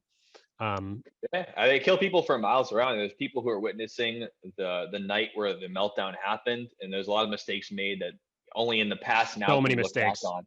I mean, at the time, it was Mhm. the USSR. They're very secretive, like you said. The fact that the government was trying to hide all of this, it produced the deaths of thousands of people because they didn't let anyone know about it. And like you said, they were watching the reactor melt down, and it was, oh, it's so pretty, and look at all the snow and the stars. And every single person who witnessed it that night died very Yeah, shortly and within. the firefighters were picking up bricks of lead, literally bricks of lead that exploded out of the whole thing. And again, that wasn't a, just to clarify to folks, that wasn't a nuclear explosion. It was a No. chemical explosion. Very Yes. different, which is super important to know. It was not a nuclear explosion. It was a chemical explosion. It's when different, atomic particles don't react well and then blow up. It's not the same thing as an atomic bomb blowing up, but they're radioactive though. But that's my big point here. But those firefighters were picking up these things and saying, "This is really hot. What is this?" And then those guys, 7 to 10 days later, turned into The Hills Have Eyes and died the most painful, awful, terrible fucking death that you could ever think of. Because they're, I'm not really sure what radiation does to cells on a actual intelligent standpoint, but it breaks them down and changes the DNA and causes burns and just destroys anything organic. Yeah, absolutely. That's the sheer terror of radiation and how we understand we're working with powers that we don't fully understand the amount of energy it can create. I mean, it's the same thing when people are picking up those bricks. You don't feel radiation entering your body, but it's wreaking havoc nonetheless. And like we were saying, almost everyone in Pripyat and around surrounding territories, there's schools 1,000 miles away. People are still affected by it, getting severe forms of cancer 5 to 10 years later. Their kids were being born with mutations and deformities. I mean, it's just brutal. When radiation is shooting through your body, much like you said, it's ripping apart your DNA. So think of it as you're tearing apart the code. Like you're going into a computer program and you're deleting all the code and then seeing what happens. I mean, your cells are part of your body because they're running on that code. And if you start tearing that apart at that molecular level, your body can't run the same way. So it either comes down to you being next to the object. You won't feel it like a fire. You won't feel it like a gunshot, but you're being affected much more severely than that. And people within a couple hours, their skin would start to blister up. It would start to melt off of their body. I mean, Literally melt off. they had people on respirators. It looked like you were in a 3 alarm fire, but you were as good as right as rain an hour from now. You go home and lay down, you look like you're melting away another. I mean, radiation poisoning has got to be one of the worst ways to go that I've ever seen, and people had to go through it in Chernobyl, and they had to do it through it afterwards, which included people having to go in and shut this thing down. I mean, you have an uncontrolled Mhm. reaction, like Dylan said. It's not an atomic bomb exploding, but it's a chemical reaction that has the core is continuing that chain reaction Andrew was talking about over and over again, and someone's got to shut it down or it's just going to keep going. It's a national emergency. And there was a lot of people who had to be on site and be experts, and they had to just basically sign their life away and said, I'm going to try to stop this chain reaction to save thousands of lives, but I am therefore resigning my own. I mean, they were basically signing up for suicide to save the world, and that's what they had to do. Exactly, and two. So I have a question for Andrew based off of like another fact that is a similar type of thing. The another famous example. This is the K-19 Russian sub that had a nuclear meltdown on a submarine, because as we know, aircraft carriers and submarines are also powered by nuclear reactors. The K-19 had a problem, and the same thing. One guy, well, I think they all ended up dying, maybe, but there's one guy specifically had to go in there and shut it down, but he was certain death to a You are to guaranteed to die. guaranteed to die, but he knew he had to do it to save the crew members. So he opened the door, walked in the reactor, did whatever the fuck he had to do. And then, it was so much radiation that he died within hours or whatever it is. Andrew, what the fuck is radiation? Because I read about it. You think you know because you go to X-rays and you have very, very little amount, or you have radiation from the sun, or you have radiation from basically putting different things in microwaves or whatever, microwave that, not microwave, the microwave that you have in your house. What is radiation, and why is that something that is invisible but also bad? And how does this pertain to nuclear energy? I think that's a quick clarification that we all need. I know it's particles that are traveling at kind of certain frequencies that technically are described in like the X-ray band or something like that. And I want to say it's like photons that get emitted from different materials that basically cause what Joe was talking about, where I believe it's photons that they're getting emitted from these atoms, or these atoms, and basically tearing through your skin and well, your DNA. I mean, I know it works like that in terms of. They're so small that your skin is so many millions of cells that when these particles are flying through your skin, they're so tiny that they're going down to the atomic level. So they're going straight through your skin on atomic level. They're not even hitting anything until they start to hit the atoms, and the atoms make up the molecules that a lot of times make up the building blocks of who you are.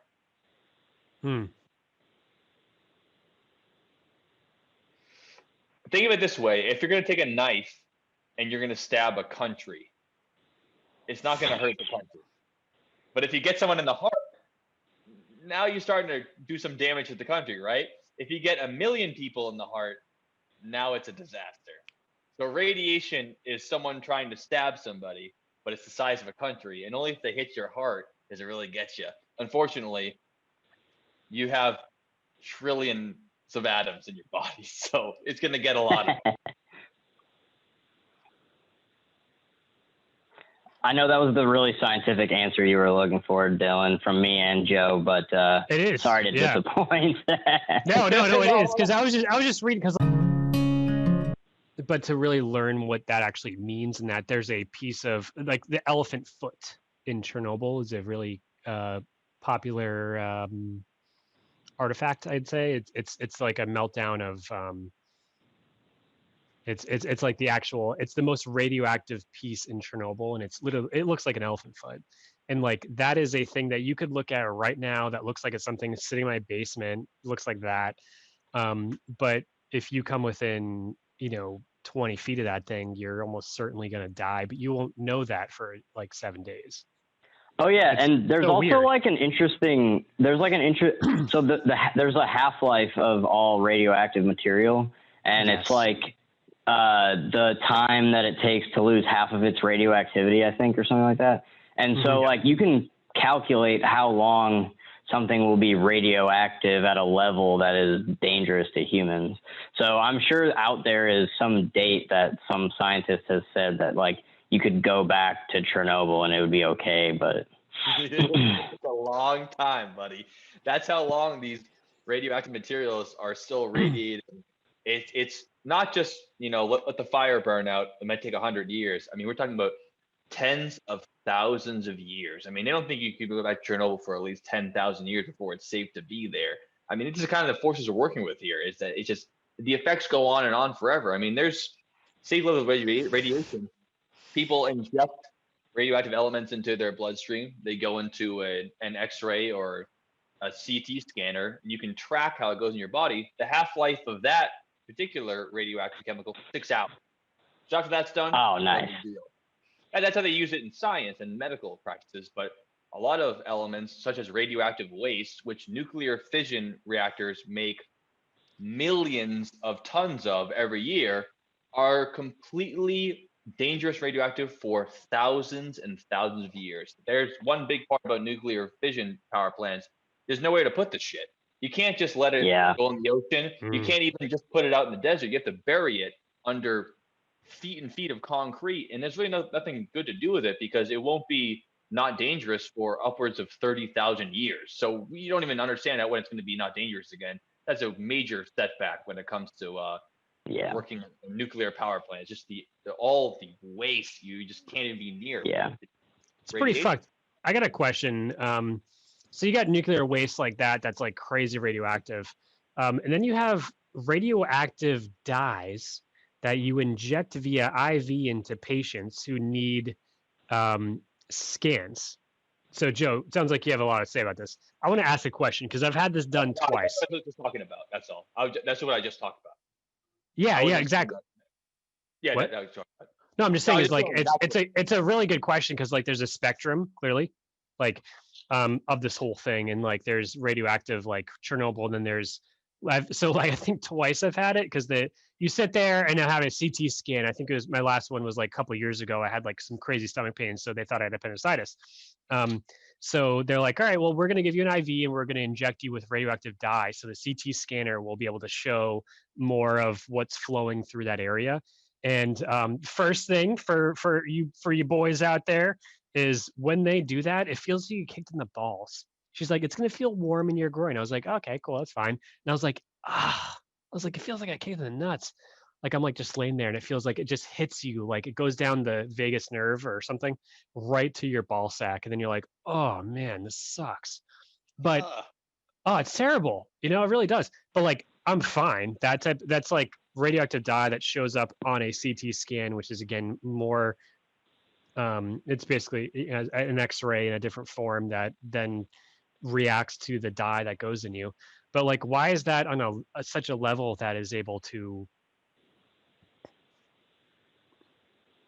like I go think in a Not human? harm you. Yeah, not Yeah, harm you. I Yeah. wish I would have like looked into that a little more before I hopped on, but there's definitely spectrum, like you said. It's a good way to put it. Obviously, that we've figured that out, but I wish I could put it in intelligible terms what the difference is between the different things that certain things have half-lives that aren't harmful, that are short. Certain things have, a long half-life and they are really harmful. We were talking about waste for a second there, and I think we can use that to tie it into this whole thing we're going to go down. But basically, that's another benefit of, in the war fusion versus fission debate, which way should we put our energy and research into? You don't have the waste with fusion like you do with fission. So that's a pretty huge benefit. But one thing that we could talk about generally speaking for nuclear, regardless of fission or fusion, is kind of how that sector of power generation can kind of fit in with where we are going in the future. So, with a turbine-based system, you end up having more power on demand, which is why coal plants are still kind of gas burning plants are still kind of the backbone of our power system, because you can ramp them up and down quickly and relatively cheaply compared to some other forms of energy. So being able to change the actual power production is a lot more easily and quick if you use it that way, rather than the slow generation of electricity. Rather. Exactly. So like you can just decide to burn more or less coal and turn more or less turbines on, and you can you can increase or decrease the amount of power that you can generate at any given time. During peak hours or during the middle of the night, you can ramp up and down. So then you have, so that's one kind of segment. And then you have another segment, which would be more like, green energy stuff, certain green energies, which would be like solar or wind, which we don't control the output of the power in those applications.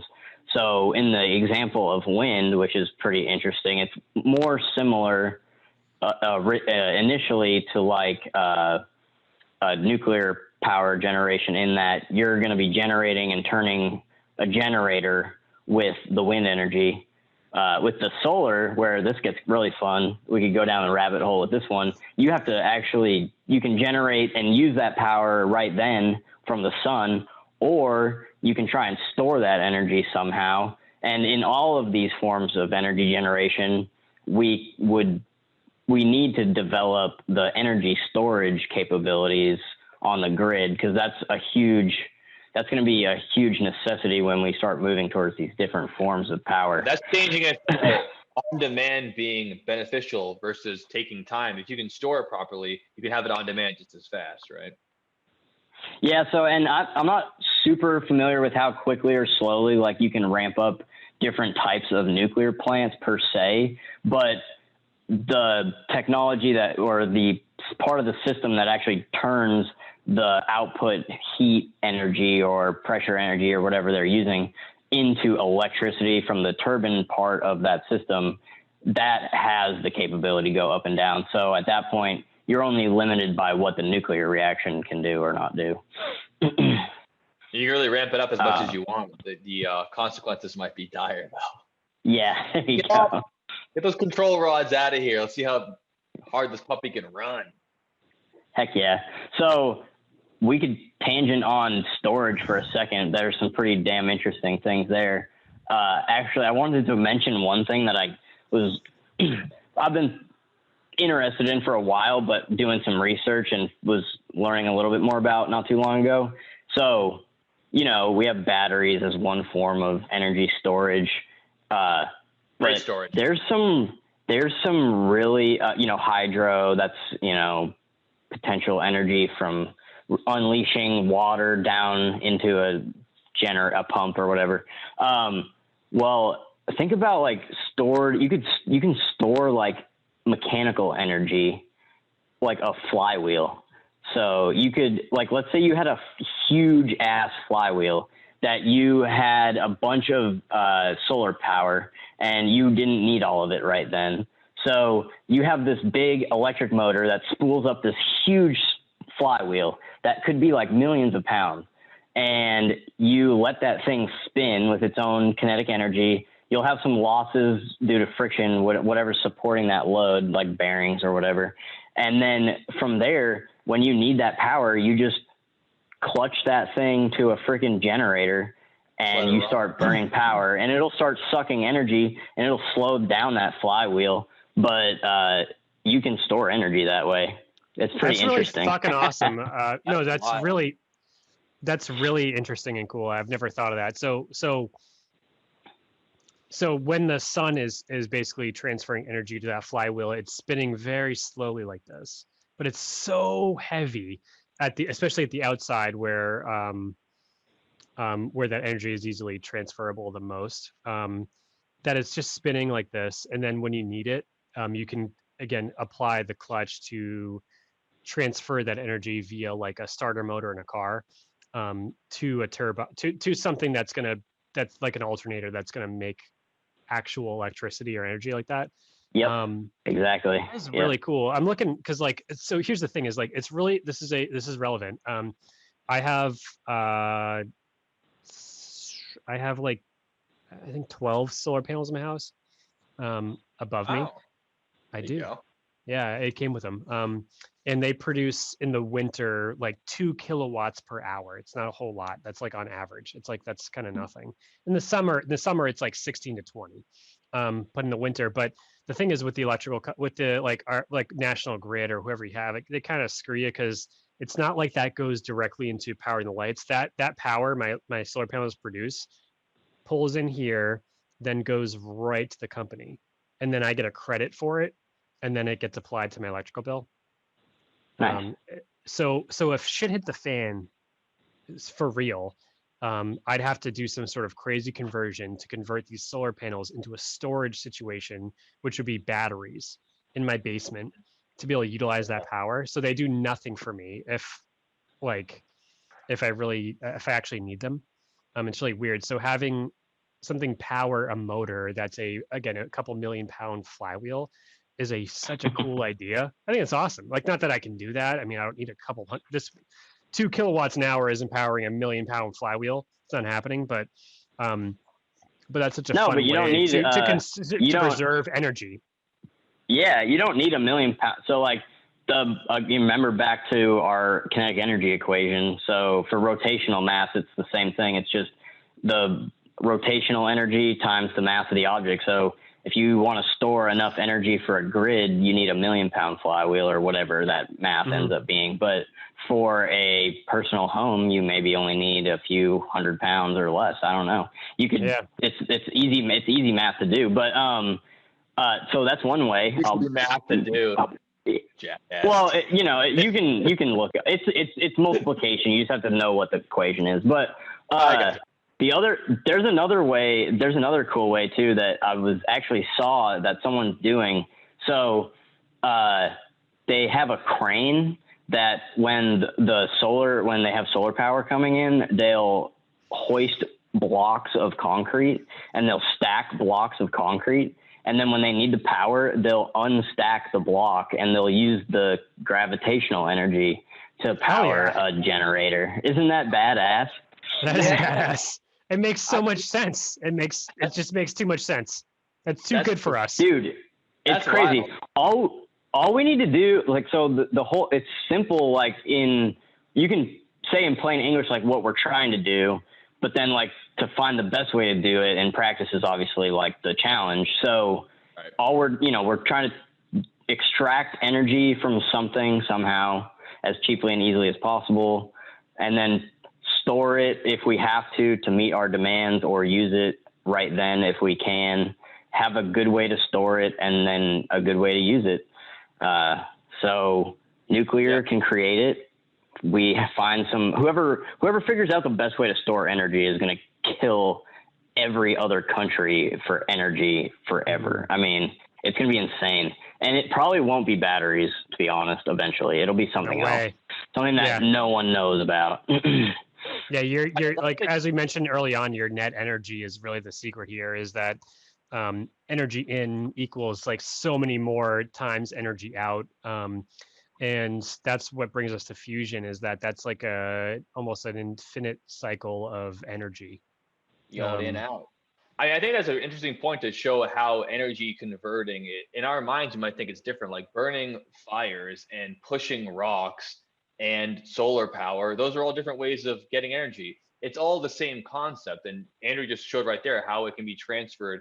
Obviously, there's a loss in the system, like the entropy we talked about earlier, but it can be transferred over, and you can see it in the real world. It's an actual thing. You can take a flywheel or stacks of concrete and transfer that kinetic energy over into the same electric energy that you can if the sun's beating down, or if you're enacting a nuclear fission reaction. It's always blows my mind that you can literally transfer them over in a similar fashion. The math works out just great. Well, it's crazy. I just look at like, for example, if you guys can see here, but like that's my heating system. I have baseboard water heating. So this thing, which is like a great Burnham system, heats up water, stores it in the tank on the left there that you can see right here. And then that water, when on demand, I turn my thermostat up, goes into my radiators and heats the house. It's like, it's just crazy that this is still how this is done. Like, that's perfect analogy though for on-demand energy. And every time you had to light fire to have a hot shower, it would be a lot more inefficient than having that store of hot water for whenever you needed to actually utilize it. Yeah, exactly. Yeah, and that's always seeping out energy at every second. I mean, that thing's like insulated to fuck, but like it's still every time that the second it goes in there is the second it starts getting cooler. They have on-demand. They have on-demand hot water heaters called like Navien is a brand, but like but that's cool. I actually support this, but they're a lot of money. I just bought this house. I don't care, but it's the same challenge that I'm facing inside of my basement as the world is facing with storing energy as a whole, which Andrew was kind of has been talking about. Yeah. Yep. That's right. That's a good way to relate it back. So, yeah, I mean, basically my main point was kind of just circling back through this whole conversation of, is nuclear power the best way to create that energy, or a good way that can coexist with other good ways to generate the power that we need to live? So, and I think so, because basically, what we've discussed throughout this whole, topic is basically you have so much energy density and potential with nuclear as compared to many other forms of energy. So it just is an obvious choice. And if we can continue to develop the technology, reduce the amount of, threat in terms of safety when it, like for meltdowns, how we can dispose of the waste when we're done, we'll be able to use it effectively. So before you, So an alternative to uranium that they found in nuclear fission power plants, even though we're not building them that often now, is thorium, which is another element. It's a cousin to uranium. It's not as radioactive, and the problems with it are actually the benefits with it. I mean, it's more abundant than uranium in the entire planet. We haven't developed reactors to work this way, but it works just as much in concept. Uranium 235, its benefit is its chain reaction that's going off wildly, but thorium actually doesn't have this similar chain reaction because it has to have an extra little kick to get going. The reason why thorium isn't as radioactive is because its natural tendency. You have to add plutonium to the system to keep it going. And as soon as you take plutonium away, you don't have that Chernobyl style deal where it's just going off like crazy and you're pumping water and trying to cool it down.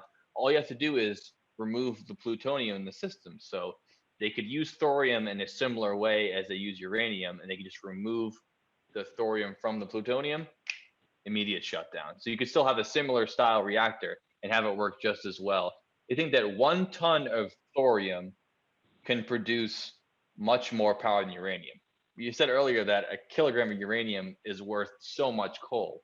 1 ton of thorium can generate the same power as 200 tons of uranium, which would be the same as using 3.5 million tons of coal. So I just think that's something worth looking into. If we're going to keep using fission as the reactors, which we have been using, maybe it's worth either revitalizing them or building new power plants with thorium if we're going to keep using fission, because it seems like a much more efficient way of doing it and a lot safer.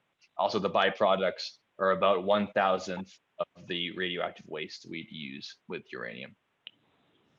Yeah, so my understanding of why we don't have thorium fission plants is because basically we never developed the technology because we were so focused originally on the atomic bomb race.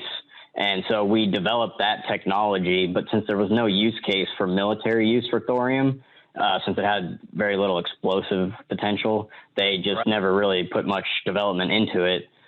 So even though it probably would be a much better fuel source for these power plants, there's a pretty low likelihood there'll be any development, just because most likely we'll leapfrog right over it right to fusion. So, you know, if, like, for example, we discover that it's impossible to create fusion, maybe people would look to development of thorium, but for now it's probably not going to happen. Hit the nail on the head, I think. Yeah, that's exactly why. Thorium has very little weaponized uses, which makes it a lot harder to proliferate and develop. I mean, a lot of our technology comes directly from the military. Without the atomic bomb, it's kind of arguable we'd even have power plants that are nuclear fission based. So that makes a lot of sense why thorium wouldn't be utilized more widely. It's the same reason you brought up earlier, Andrew. If you don't have the funding of the research, then it doesn't matter if it's going to work or not on paper. We're not going to do it. Yep. Which brings us to our final topic. We can wrap it up, which is fusion, which seems to be the wave of the future. I mean, we talked about earlier where it's power in versus power out, right? And if you're wondering how much uranium we have on the planet or how much coal we have on the planet, I can guarantee you we have a lot more hydrogen on the planet, because hydrogen is the most common element in the entire universe by far. It's everywhere. It's all around. It's usually attached to things. But if we can get hydrogen atoms to fuse together, we can produce so much more energy than fission. And like Dylan was saying, there's a couple of reactors going on right now that are projects being put on. I mean, the biggest one is the ITER, which is going on by multiple countries of developing a fusion reactor. They're all working together to do it because I wanted to just point out that it's in a small town in France called, please excuse me, it's called Catarache Province Alpes Côte d'Azur. And they picked a small town in the middle of fucking nowhere, because it's better than being in Paris to have the sun in a box. That's exactly right. You gotta have it somewhere around. I mean, people are nervous, obviously, but it always blows my mind the amount of countries that are working on it, which it brings a little spirit to my heart people are trying to do this. I mean, it seems like the ultimate form of energy. If you can actually sustain a fusion reaction, not only is it more safe, the resources are unbelievable, and the in out factor, which we're talking about this whole time, is out of control. I mean, we have China, the U.S., Japan, Russia, South Korea, France, Kazakhstan, and 25 others all working on the iTurf project, and I think it's a lot based on what we're going to do in the future. But wait, China has their own thing going on, and they have leapfrogged ahead of France with, I think it's called EAST, which is, yes, the Experimental Advanced Superconducting Tokamak. And it's the same goddamn thing. It is officially called the HL2M, which is in Chinese means, well, no. In layman's terms, it just means artificial sun. They call it the artificial sun, but it has like a alphanumeric acronym. But that's what they're doing, and that broke news in Popular Science like this year, Popular Mechanics, one of the two. The French one, the whatever the hell you called that, has been in development for many years, and so is the Chinese one. But they kind of came out with this first. It's not that big, where they can do fusion. And to have something that goes to 350 million degrees and be able to sustain that with like metals and stuff like that to not melt down. But it's basically like a particle accelerator that goes like this in a tube. That's not that big. You see it on The Simpsons, or you see it on pardon me. I think even like Stranger Things, that movie even had some sort of a situation like this where it's a big donut shape. And that's what we're looking at here when it comes to fusion reactors. They're donut-shaped particle accelerators that move like this. China, France, and the whole like essentially UN did it first, and then China has been doing their own thing, and that is specifically that HL2M tokamak. Just want to throw that in there. I mean, yeah, thank you. Yeah, the problem with fusion reactors is exactly what we're talking about the whole time. The concept is great in theory. If you can get it to work, you can have exponentially more energy than you put in, or than the resources and time put into the system. But as of right now, the conditions that are required in order to make fusion work takes so much more energy than you can produce in the core that it's just completely unfeasible right now. I mean, the amount of money you have to dump in for this thing to work is astronomical, but it's the same it takes for fission. It just takes a lot of effort and a lot of money. Right now, they have to use superconductors and high-powered magnets to try to recreate the amount of energy and heat that takes place inside the sun. Like we said earlier, it takes all of that energy and pressure. We have to recreate it on Earth in a very tiny spot, which makes the fusion reactors that are being experimented on simultaneously the coldest and hottest place on the planet at the same time, because they need to chill the superconductor cables down to degrees that you'd measure in Kelvin because of the amount of heat that would be exchanged in the system. It would be immense. So they need to chill the superconductors down well below anything you could observe in nature. You need to heat it up to the core of the sun. So within, 1,000-foot radius, we have the coldest place on Earth and the hottest place on Earth in the same system, trying to make this reaction keep working, which unfortunately now it takes so much energy to create the environment for fusion to be possible, not feasible for actually producing more energy for us. And to stabilize that shit, you have to use magnetic fields to stabilize the plasma that is created during this whole process, which is like totally unnatural, where it's totally wild. But it's not unnatural because the sun does the same thing, but it's just really insane. So nowhere seen on Earth. It happens everywhere in the universe, but it never happens here. So it is unnatural to us because it's crazy. But according to just to add us up to quantum physics, anything's possible, Joe. Everything is possible, man. And can happen anytime, anything anywhere. Is possible. Woo! And you can have you know who that is, right? Kevin Garnett. Yes, Kevin Garnett. Anything's possible. We were all parade. The last time we won the fucking championship was back when we couldn't even drive ourselves to the fucking parade. Right. Fucking wrap it up. So let's let's finish with Andrew because he's our expert. So since I think the least about this whole thing, I think that I'll start with me. We'll go to Joe and go to Andrew. I think that, yeah, there's no way around this being the future. It's just clear as pollution, lack of energy in should equal more than energy out, which would be your net gain. This type of thing, it just makes sense. And if fission is kind of shitty, and anybody who's played Fallout knows that Yeah. that's not a Super good good. idea. It's not good. And if you've seen any movies about the fuck ups, it's just really fucked up. And then same with obviously the problems with, again, uh 5 mile, 3 mile, 3 mile island, 5 mile island, 3 mile, big old 3 mile island, Fukushima and Chernobyl, which for those of you who haven't gone to HBO to watch that, just fucking do it. It's the best show I've ever seen in my whole life. It's a goddamn mess. So to move from fission, which is everybody has seen those towers, we've all been in contact with, or not in contact, just been around fission technology. It's scary. It's terrifying. Fusion sounds scary because China has the sun in a box. But when you actually look at the facts, which is the best way to make a decision or figure out what you need to be scared about, it's not that scary.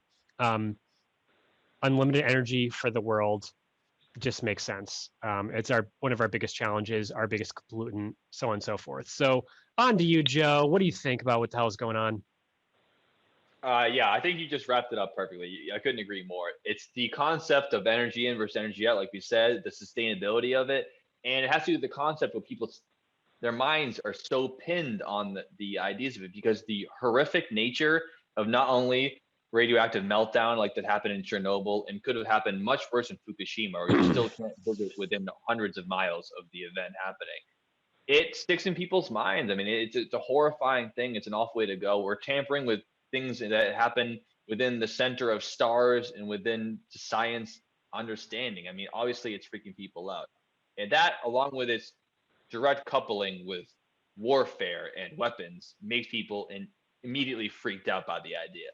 But I think that you nailed the concept that it's easier to deal with people's riling up in their emotions than it is to deal with the cold hard facts. And the cold hard facts are that even with Chernobyl and Fukushima, 3 Mile Island, another disaster that happened in Russia that was a partial meltdown, you add that together with the nuclear bombs that have been dropped as testing and the bombing of Fukushima. Shit. The bomb. We bomb Fukushima next year. No, the bombing of Hiroshima and Nagasaki. It's still responsible for way, way less deaths than coal energy and natural gas. I mean, the amount of people that die just producing and harvesting coal is more than anyone who's ever died in a nuclear accident in the entire history of the world. And going forward, the actual repercussions for nuclear power, hopefully we get into fusion, which is a lot cleaner and produces more energy. But even with fission alone, it just, the circumstances are there. If there's money there, it's taken care of properly, it's easier, it's cleaner, and it's safer, even though it doesn't seem that way, than any other type of energy. And I think that is the future. And I think it's worth it to keep looking into it, even with the disasters that have happened and the disasters that will no doubt happen in the future with fusion. I still think it's worth not fearing away from these new ideas because there's so much potential there. And if you take a step back and look at what other energy sources are doing the earth, it's going to be pretty obvious which one was better, 100, 200 years down the road. Hell yeah. Awesome, Joe. Yeah, totally agree with. And you touched on some of the points I was definitely thinking here. So for me, I definitely believe nuclear has a place in our time horizon. Problem is, how much time do we have? So for me, the question is kind of fission versus fusion. Not that we have to pick one over the other. We can definitely do both at the same time. However, I would say, given how proven fission has been versus the unproven nature of fusion, I think we need to get started now with just getting going with some fission plants so we can start getting power now. We can start helping, drive us out of this nuclear winter that we have. Well, not new. That's probably not the right time to use nuclear winter, but drive us out of these like potential Arctic conditions if we keep destroying our planet. So, you know, I want us to definitely invest a bunch in our current technology and develop that so we can get from A to B, and then, you know, we can hopefully in that time frame get fusion off the ground and get to a point where energy is no longer even a question of you know, resource, and a question of hardship. Who can afford it? Who can't afford it? How do we get it? It'll just be plentiful. Fucking beautiful. Exactly right. It's the next step to being like a level 1 society, and again, those levels of society are about how many natural resources you consume and how much pollution you make, and the closer we get to being net zero on those type of things, the closer we are to being a actual sustainable world, Earth, planet, so on and so forth. Yeah, I mean, if anything we've learned from the discussion of fission and fusion is that within a brick of uranium or within a cup of salt water, you can produce the same amount as millions of gallons of crude oil or tons of coal. I mean, the potential is there. The energy is all around us. It's only the lack of resources and understanding and putting it into practice that's stopping us from getting this energy. I mean, the energy is all around you. I'm looking at a cell phone, I'm looking at a table. That strong nuclear force is there. If we can just utilize that in a proper way, we have as much energy in our homes now to split those atoms as we would digging up every dead dinosaur that ever existed. I mean, it's right there.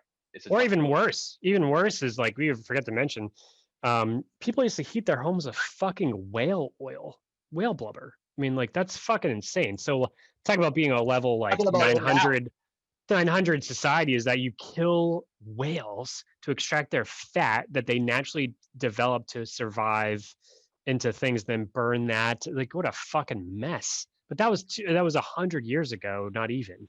So yeah, that is a mind-blowing point. Yeah. People used to fucking do, and it used to actually happen. I literally, my house, this basement right here, is technically in an area called like Blubber Way. Like, I'm not shitting you, dude. You have to go down some dark holes to research this type of things. But this is a factory area. There was a lot of factories here, and they took in whales and produced whale oil for like the pre-kerosene type of oil from whale blubber. Like, it's fucked. But that was not that long ago, and we're at a point where that's fucking the whole thing up big time. Taking in whales and turning them into energy is not even what we started as. That was just 100 years ago, and now we're at a point where we're using fission and fusion to make sure the lights stay on with LEDs that produce. I was looking at I have Christmas lights, and per strand non-LED is about $30 a month if you keep on 24/7. LED is like 80 cents a month per strand compared to $20 per month 24/7. Yeah. It's fucking insane. So we're like, we're making crazy progress. Whether anybody likes it or not, the world's going in a good direction. I generally feel that way. There's a lot of fucked up stuff if you want to find it, but overall, there's some really cool things regarding energy, and we're on that. That's why we have this podcast today. Keep it interesting. Keep it interesting. We're wrapping up now. Awesome, guys. Thank you so much for listening to another week of the Dylan and Joe Basement Podcast. We're happy to have on our first guest, Andrew Thrain, who knows a lot more than we do, but we're just happy to have you, Andrew. Thanks. I really appreciate you doing all our bullshit. We appreciate him being here. I was just going to say thanks so much for having me, guys, and look forward to the next topic that we can blow minds with. Did that, but thanks for joining us, guys, to the Dylan and Joe Basement Podcast with our special guest, Andrew Thrain, world-renowned engineer out of Knoxville, Tennessee, and potentially and also Indiana.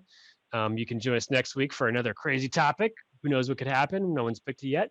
But without viewers like you, we wouldn't be in business today. And I want to make sure that you guys are kicking ass like us, and we're just looking forward to the holidays. And again, thanks again, and we'll see you guys in a few days for our next podcast. Have a great day.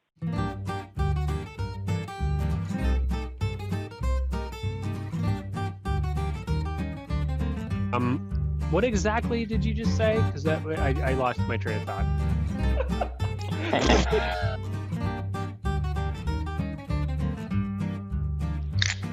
All right, I'm ready now. I was telling Dylan, you're so gung-ho about doing it that you actually called in last week to try to do the podcast.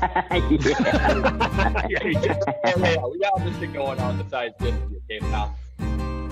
Anything Anywhere. is possible. Woo! And you can have. Yeah. Exactly. Well, I'm gonna get the 5 beat, Dylan, so you can start the podcast without us. So good afternoon, everyone. Welcome to the Dylan. That's on purpose. That is a mind-blowing point. Yeah. Yeah.